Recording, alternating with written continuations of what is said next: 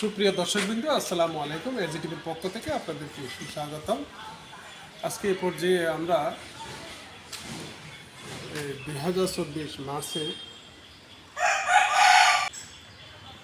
চট্টগ্রামে অবস্থান করতেছি।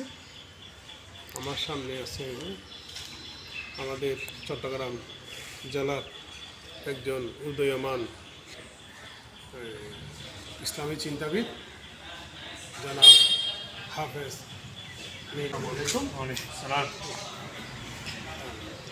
আচ্ছা, আপনি একজন ধর্মপ্রাণ মোমেন খাঁটি মুসলমান বাংলাদেশের নাগরিক হয়ে ফিলিস্তিন যুদ্ধের সম্পর্কে আপনার মতামতটা কি?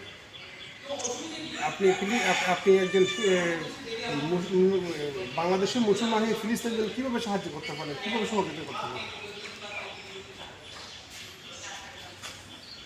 আসসালামু আলাইকুম ওয়া রাহমাতুল্লাহি ওয়া বারাকাতুহু।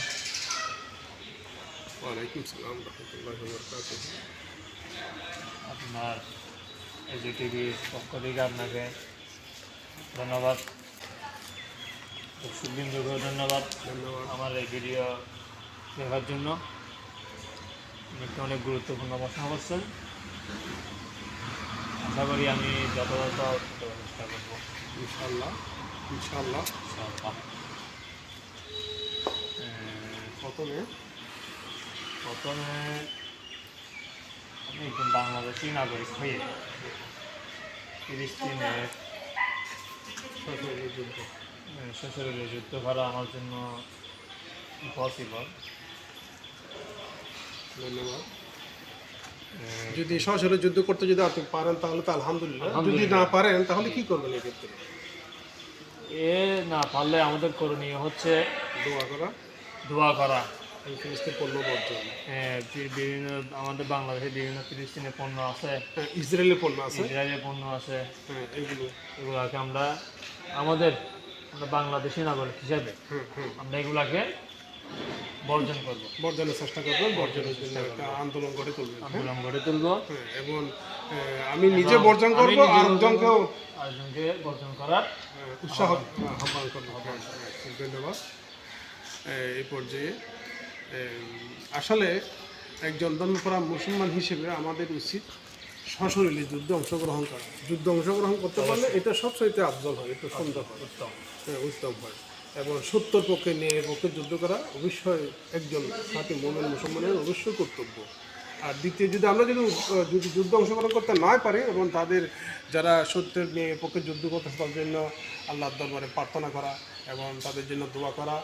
আর যারা সারা বিশ্বের যে রাষ্ট্রগুলো ইসরায়েলের পক্ষে যুদ্ধ করতেছে এবং সাহায্য সঙ্গে তাদেরকে বোঝানো আসলে সত্য কোনটা, মিথ্যা কোনটা। আর দ্বিতীয় কথা হচ্ছে, এই সারা বিশ্বে 1200 কোম্পানি আছে, যে কোম্পানিগুলোর টাকা পার্সেন্ট ফিলিস্তিনি মুসলমানদেরকে মারার জন্য বোমা তৈরি করে এবং বোমা ক্রয় করে ইহুদিরা এবং ইসরায়েল জাইনবাদীরা। আর ওদেরকে বসতি গড়ার জন্য যে টাকাটা দেয়, যে অনুদানটা, ওই অনুদান বন্ধ করার জন্য আমাদের উচিত ইসরায়েলি পণ্য, ইহুদি পণ্য বর্জন করা। এবং যে 1200 কোম্পানি বাংলাদেশে বর্তমানে আছে, ব্যবসা বাণিজ্য করতেছে, এবং ওই পণ্যগুলো নিজে ক্রয় করবো না, অপরকে ক্রয় করতে বারণ করব।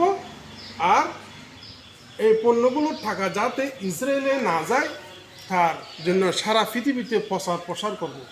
এটা হচ্ছে একজন খাঁটি মুমিন মুসলমানের অবশ্যই ইমানি দায়িত্ব, ইমানি কর্তব্য। আপনাকে অনেক ধন্যবাদ। এজিটিভির পক্ষ থেকে আপনাকে অনেক ধন্যবাদ। এই ভিডিওটা সবাই অনুগ্রহ করে সবাইকে দেখার এবং শোনার আহ্বান জানিয়ে আজকে এখান থেকে বিদায় নিলাম। আসসালামু আলাইকুম রহমতুল্লাহ।